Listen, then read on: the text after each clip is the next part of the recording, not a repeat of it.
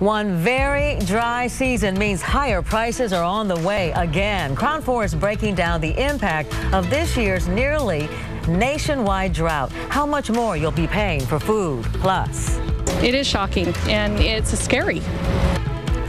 Crime skyrocketing nearly 50% in one East Bay suburb, and frustrated residents say they are taking matters into their own hands. The details next. This is the Bay Area's news station. KRON 4 News at 6 starts now. The USDA said today food prices at the grocery store will be going up next year because of the record drought in most of the country this year. KRON 4's J.R. Stone is following the story. He joins us with details on food prices, which really have been rising since last year. J.R. Yeah, one of those here we go again, Pam. Overall, we're talking about an increase of 3 to 4% on everything when you go to the supermarket next year.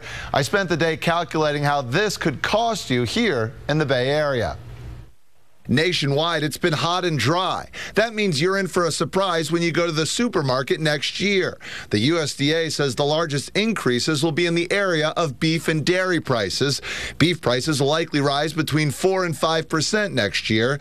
So if you usually buy a 1-pound New York strip steak for $8.99, it could soon cost you $9.44.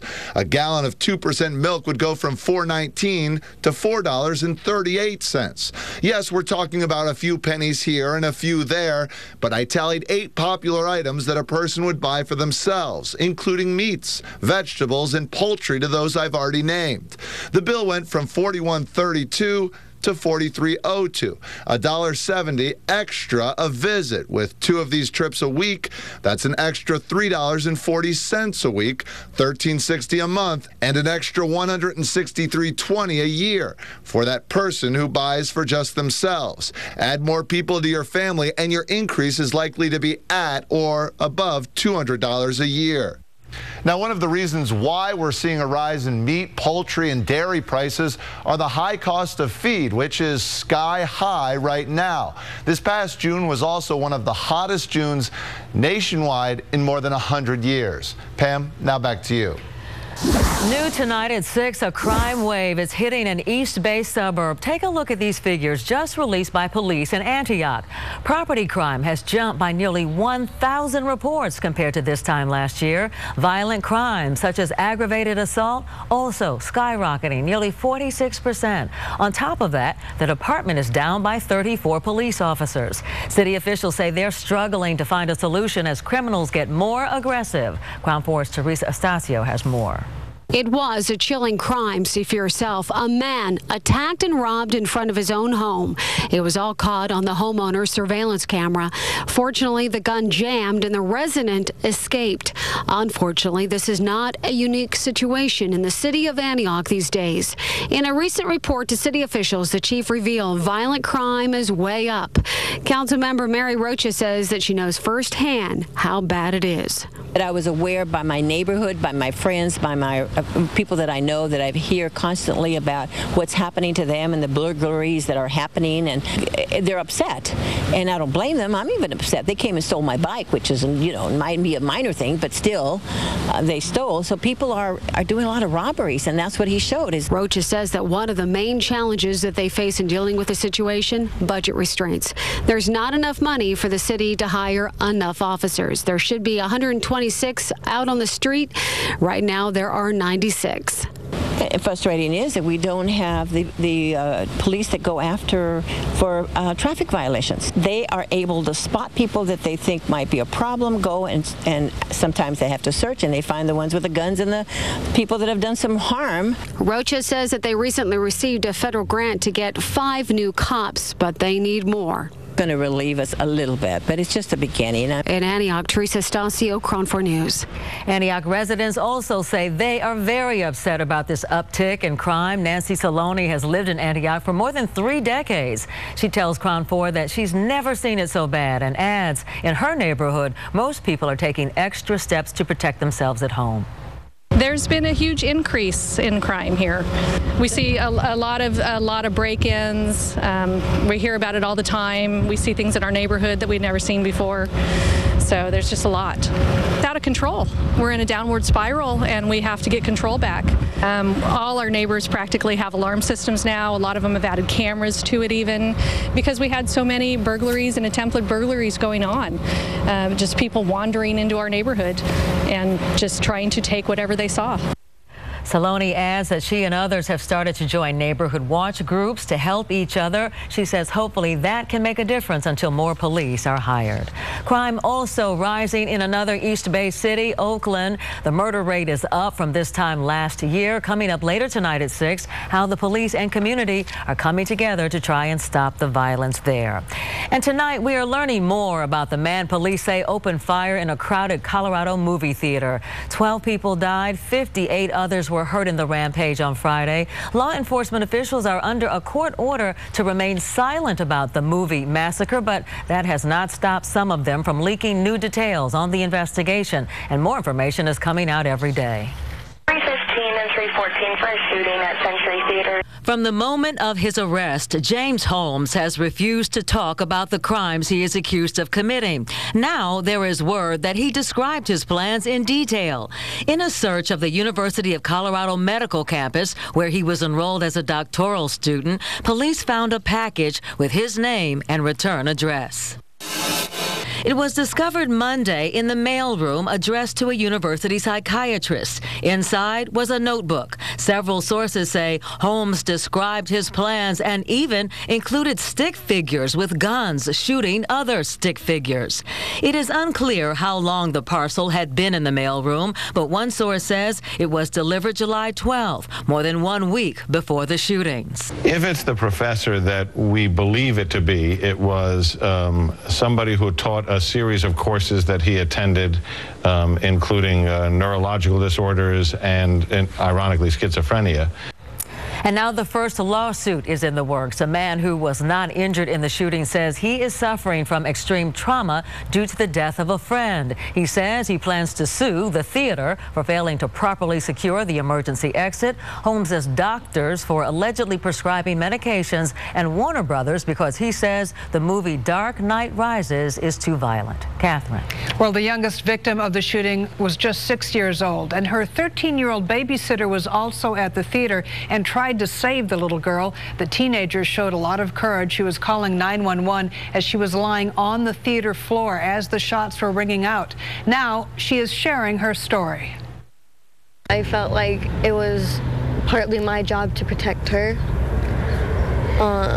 And even if I wasn't her babysitter, I would still feel that same because she was just a child. I put my hand on Veronica's like rib cage to see if she was breathing, but she wasn't breathing, so I started freaking out.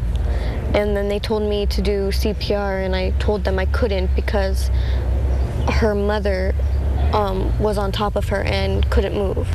She liked to draw, and she liked to look at the I had a bunny. Well, I have a bunny in my room, and she always liked to look at the bunny. 6-year-old's mother was also shot, as you heard. She is expected to survive. The babysitter says that she has now decided she wants to be a doctor. She wants to work in the intensive care unit, she says, helping people.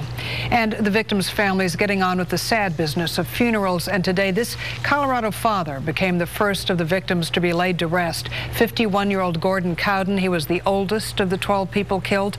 The real estate appraiser had taken 2 teenage daughters to the midnight movie as a special treat. You see the daughters there. And at his funeral today, one of them said that as shots rang out in the crowded theater, the last thing she remembers hearing was her dad shouting to them, "I love you both." The girls were not injured. Across the country in coming days, more funerals are planned for the victims. Pam? Eyewitnesses recounting the scary moments today during a massive apartment fire that left one person dead. That blaze broke out just before morning in San Francisco inside a 3-story building. about a block away from St. Mary's Cathedral. Investigators say it appears the fire started in the unit where the body was found. Residents say an elderly man lived in that apartment. 2 other residents were slightly hurt. 1 firefighter was sent to the hospital for a minor laceration. KRON 4 spoke to a tourist who was staying in the building across the street and took video of the flames. We just heard the sirens and I looked out of the window. We saw the fire and I grabbed my camera and I tried to get some footage. It was really eerie and it was really threatening. There was this wall, this solid wall of flames coming out of the left part of that building. And then of course the smoke and everything. And it was really scary, and we saw that the inner courtyard was filling up with smoke. We saw people, scared and running around, and but the fire brigade came quite fast and was very good, did a good job. 3 of the building's 12 units were damaged. The Red Cross was on the scene helping those residents who were displaced. The arson task force is investigating, but this time the blaze is not considered suspicious. A live look outside this afternoon from the Oakland Marina. A very pretty picture where we're seeing mostly sunny skies, but the fog is clinging to the coastline this afternoon and will be pushing back into our bay shores overnight. Temperatures were cooler this afternoon as we expected because of the increased fog. It was 81 degrees in Concord, 86 in Pleasanton. Still very warm there, but that's several degrees cooler than what we saw yesterday. In the South Bay, we were mainly in the 70s, although we hit 80 degrees in Sunnyvale, 75 up in Santa Rosa, 64 in San Francisco, and 61 in Half Moon Bay. Temperatures are going to continue their downward trend into the next couple of days. I'll show you how cool it's going to get coming up. Coming up at 6, supporters of a missing Morgan Hill cheerleader will not have a booth inside the Gilroy Garlic Festival, and it's not by choice. We'll tell you why. More drama with the Jacksons, the family feud. A judge suspended the grandmother's custody of Michael Jackson's children. We'll tell you who the guardian is now. And investigators in several states trying to figure out if a former hospital employee infected patients with a chronic disease. How it could have happened. Next. The Gilroy Garlic Festival is coming under some criticism from the people who are searching for a missing South Bay teenager. 15-year-old Sierra Lamar disappeared back in March. Volunteers had hoped to pass out flyers at the Garlic Festival, which begins on Friday. But as KRON 4's Rob Flatabo reports now, festival organizers are giving that plan a thumbs down. There were some long faces here at the Sierra Search Center on Wednesday after their request for a booth at the Garlic Festival was refused. We're definitely disappointed, but no hard feelings. We understand, they have a system in place that they have to follow, and that's what they're doing. Salachi says the volunteers want to set up a table at the festival like this one, from which they would pass out missing person flyers and sell T-shirts to raise money to keep the search going. But organizers of the Garlic Festival say there can be no exceptions to a long-standing policy. We all have a lot of compassion for the Sierra Lamar case. Our heart goes out to them. We wish that there was something that we could do, but we have to have a consistent and diplomatic message, which is we can't allow one group and then say no to the dozens of others who ask to be at the festival every year. The Sierra Search folks say a booth at the Garlic Festival could reach as many as 100,000 people over the weekend, a golden opportunity. They say the recent Morgan Hill Mushroom Mardi Gras has a similar policy, but made space for Sierra Lamar anyway. I am so disappointed and so kind of outraged that they don't really care. I don't know. This is a missing girl. They said they can't make any exceptions. Unless the festival has a change of heart, the Search for Sierra folks say they plan to be here anyway, with their booth set up here on the sidewalk outside the gates. In Gilroy, Rob Flatabo, KRON 4 News. And this is the man currently behind bars accused of kidnapping and killing Sierra Lamar. He is expected to be in court later this month. Again, Sierra's body has not been found. This year's National Night Out celebration is just a couple weeks away. Oakland city leaders are hoping to reach a record 600 neighborhood watch block parties in 2012. Here are the year-to-date crime statistics from July 2012. Murders have increased 5%, robberies up 24%, and burglaries increased 39%. Oakland's Police Chief Howard Jordan says the community needs to play a stronger role in helping to get these crime numbers down. And the community has to be a part of that too, because they live in those neighborhoods. They know who's shooting, who's got guns, and we need their help. That's why we need more people to come forward and help the department solve some of these crimes. And part of National Night Out is to get the community involved, get them talking to us. We've seen a lot of increase in that area. We want to continue that. We're not in this alone, and the community has to really be a part of it. And I think that they're finally getting tired of the violence and being held captive in their own community. Oakland had more than 500 National Night Out block parties across the city last year. Catherine. Well, a judge has suspended Catherine Jackson's role as guardian of Michael Jackson's 3 children. One of her grandsons, TJ Jackson, he is the son of Tito. He is now the temporary guardian. This development comes as a days-long family feud has become very public. At one point, Mrs. Jackson was reported missing from her California home. She was in Arizona. She was out of touch with most of her relatives for days. The details here not clear yet. She is now on her way back to her home in Los Angeles. Catherine Jackson has a 20% stake in her son's estate. At least 7 states are conducting investigations into whether or not a former hospital employee infected patients with hepatitis C. Thousands of people all across the country who never knew that they were at risk for chronic disease are now getting letters in the mail encouraging them to get tested. Elizabeth Corridon has more on what the investigators say happened. Authorities say this man is a serial infector. David Kwiatkowski was arrested last week, accused of infecting at least 30 people at a New Hampshire hospital with hepatitis C by stealing syringes and drugs for his own use, then allowing the same needles to be used on patients. He knew he had hepatitis C as of at least June of 2010. He continued to divert drugs and permit tainted syringes to be used on patients under his care. 6,000 patients at this New Hampshire hospital where he worked as a med tech are now being tested. But the risk does not stop there. Other states where the suspect worked, including Michigan, Maryland, New York, Arizona, Georgia, and Kansas, are investigating and recommending patients who may have had contact with Kwiatkowski get checked. There's no telling how many people this affects at this point. According to the Centers for Disease Control and Prevention, hepatitis C is contracted through contaminated blood and can cause serious liver damage. Hepatitis C is not curable, but it is treatable. A class action lawsuit filed against the staffing agency that placed Kwiatkowski in positions at various facilities alleges there was documented evidence of his illegal drug use that was never properly investigated. Kwiatkowski pleaded not guilty to charges of obtaining controlled substances by fraud and tampering with a consumer product. Federal authorities say more charges could be forthcoming. He's being held without bail. Elizabeth Corridon, KRON 4 News. Well, that fog has been rather persistent this afternoon, clinging to the coastline. A live look outside from our Mount Tam cam, and there it is. It will be rolling back in very shortly. Overnight, we are going to see more extensive fog. It will move into our inland valleys, at least briefly. Into tomorrow, though, afternoon, we'll see clearing skies and temperatures a little bit cooler than what we saw today, just a tad. Into the weekend, though, we're going to have less fog and warmer temperatures closer to average for this time of year. So first, let's talk about the fog tomorrow morning. Fairly extensive, moving through the North Bay, the South Bay, of course, our bay shores, the coastline, as well as the Livermore Valley, at least briefly through the Livermore Valley. By the 10 o'clock hour, you'll see clearing in Concord, also in San Jose, clearing even more into the afternoon. Patchy fog close to the coastline by 1. Continuing with the patchy fog, at least along the San Mateo coastline into the 4 o'clock hour. Temperatures, as I mentioned, will be slightly cooler tomorrow afternoon. A couple low 80s in the South Bay, 81 in Morgan Hill and Los Gatos, but 70s through the rest of the South Bay. 72 in Mountain View, 78 in Milpitas, 77 in San Jose.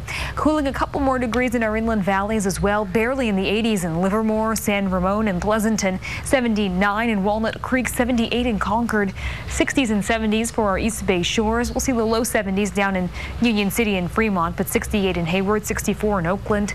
Not much change along the coastline. The weather has been pretty consistent here over the past several days with those sea breeze winds and temperatures in the low 60s. The peninsula is a mix of 60s and 70s, but up north we're going to start to see that cooler air filtering in a little more. Temperatures mostly in the 70s through the North Bay. A look at your extended forecast. Temperatures remaining below average the next couple of days because of the extensive fog, but Saturday into Sunday, our winds out of the north are expected to pick up, and that's going to clear the fog out and allow our temperatures to warm inland to near 90.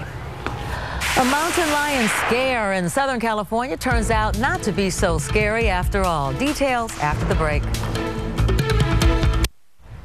Reports of wild cats taking people's pets led to a prank gone awry in Southern California. One resident panicked when she saw this on Sunday. To her, it looked like a real mountain lion sleeping in the yard next door. Police and animal control rushed to her Laguna Beach home after she called 911, but it turned out the giant cat was stuffed. As a joke, we thought, well, let's put it in the neighbor's yard and scare the neighbor's wife. Well, before the neighbor could come home, another neighbor saw the mountain lion, called the police. Next thing you know, we have animal control and police here. The prank victim says she called the 911 operator back to apologize after realizing the lion was fake, but the operator actually got a kick out of the false alarm, saying the prank made her day. We'll be right back. Next up on KRON 4 News at 6:30, shots fired at a car on Interstate 80 with children in the vehicle. 2 people are hurt. More details ahead. And a new plan to upgrade California's water system has environmentalists saying not so fast. We'll tell you why. And the chaotic scene outside a Walmart where investigators say a suspected shoplifter bolted without her baby. Those stories and more coming up. This is the Bay Area's news station. KRON 4 News continues now. In U.S. news, when it comes to going to the grocery store for food, expect higher prices. The USDA announced on Wednesday that because of the drought going on in much of the country, next year prices will likely increase between 3% and 4%. Some of the largest jumps you're likely to see in beef and dairy products. J.R. Stone, KRON 4 News. Here in Antioch, violent crime is on the rise. The police chief says in the first 6 months of 2012, it has nearly doubled compared to the figures from last year. He says one of the main problems with crime here in Antioch is that the department is down 34 officers. The city council says that they are aware of the problem and that because of budget restraints, they can't hire the officers that they need, but they are getting a federal grant that will allow for 5 additional officers. In Antioch, Teresa Stasio, KRON 4 News. In San Francisco, one person was killed in a 2-alarm fire that broke out at this apartment building Wednesday morning. Here you can see video that was shot by a tourist that shows the flames. Other tenants say an elderly man lived in the apartment where the body was discovered. 2 other residents were treated for smoke inhalation, and 1 firefighter was sent to the hospital for a minor laceration. 3 of the 12 units were damaged. The cause of the fire is under investigation. Maureen Kelly, KRON 4 News. Investigators here at the Hercules Police Department are looking into an attempted murder connected to a violent freeway shooting on Interstate 80, injuring 2 adults driving in a vehicle with 4 small children. We were very fortunate that the children were not injured. We did recover video from the gas station where they pulled into, and we are looking at that. Too early to speculate on a motive, whether it's road rage or anything else at this point. In Hercules, Hazik Medyun, KRON 4 News. In Sacramento today, Governor Jerry Brown unveiled a new $14 billion plan to build a pipeline system that would move water from the Sacramento River near Freeport 35 miles south underground underneath the San Joaquin River Delta to holding basins near Tracy. Supporters of the plan say it would help secure California's water supply network. Opponents believe that the new pipelines could be harmful to the Delta's fragile ecosystems. In San Francisco, Charles Clifford, KRON 4 News. In tech news, Apple has released a new operating system for their Mac desktop and laptop computers called Mountain Lion. Mountain Lion is a $20 upgrade that adds over 200 new features. This new operating system blends in features of iOS, the iPhone and iPad operating system. So sharing and syncing between Mac computers and Apple mobile devices will be easier and faster with Mountain Lion. Let's talk tech stocks. Silicon Valley-based Netflix reported their latest quarter earnings yesterday after the closing bell. Today, their stock took a dive, down 25%. Netflix stock value lost $20 in one day. Woo! Ouch. They have continued to lose subscribers after mistakes they made last year, trying to spin off the DVD side of the business and then losing some important content deals they had with studios. That's your tech headlines. From the newsroom, Gabe Slate, KRON 4 News. Our big weather story continued cooling as we head into the end of the work week. Today, temperatures were cooler, just as we expected. Down to 81 in Concord, 83 in Livermore, 80 in Sunnyvale, 78 up in Napa, 64 in San Francisco. The fog is going to return overnight. As a matter of fact, it's going to be a little more extensive, pushing into our inland valleys. We'll see sunny skies again tomorrow afternoon, but temperatures just a tad cooler. We're going to be warming right back up, though, into the weekend. Less fog is expected thanks to winds out of the north. Temperatures tomorrow again a tad bit cooler than today's. 81 in Los Gatos. It'll also be 81 in Evergreen, 79 in Sunnyvale, 77 in San Jose. Inland valleys cooling several degrees as well. 78 in Concord, 80 in Livermore, 83 in Antioch. Mainly in the 60s for our East Bay shores, but 74 down in Union City. Staying cool close to the coastline, 60s coast side. Not much change there, but temperatures dipping into the 70s through the North Bay, 71 in San Rafael, 73 in Novato. A look at your extended forecast. Again, cooler weather to round out the work week, but warmer weather on tap for this weekend as winds out of the north pick up and clear out that fog.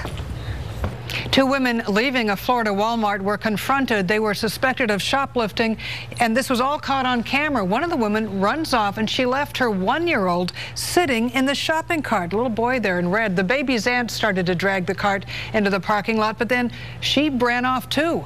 Police. When the loss prevention officer asked her, "Are you going to come and get your child?" she said, "It's not my child, it's not my child," and she continued to leave, and then they both abandoned the baby. Yeah, police caught up with the women the next night. The baby's mother, it turns out, was on probation and under house arrest on a home invasion conviction. Both women are in jail tonight, and that baby is in state custody. Also, a bar in Minnesota, it's teaming up with a local group encouraging women to think before they drink. The bar owners have installed this pregnancy test dispenser. This is in the ladies' room. The group Healthy Brains for Children trying to discourage women who might be pregnant from drinking and hurting a developing fetus. The test costs $3. Here's Stanley Roberts, who found some people behaving badly. Welcome to West Portal Muni Station in San Francisco, where if you look up West Portal, you might just find the word chaos. And before you throw Muni under the train, this chaos has nothing to do with the behavior of Muni employees.